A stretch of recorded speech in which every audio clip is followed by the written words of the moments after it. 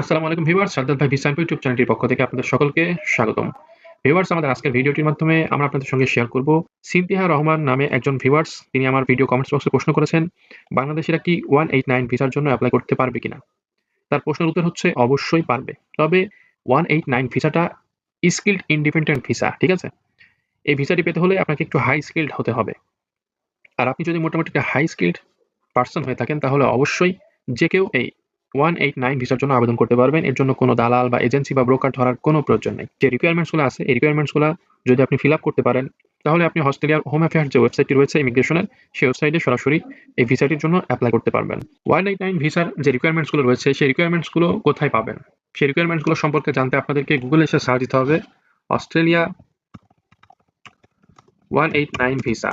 এটা লিখে গুগলে সার্চ দেওয়ার পর আপনাদের সামনে সর্বপ্রথম যেই ওয়েবসাইটটি চলে আসবে আপনারা সেটা ওপেন করবেন।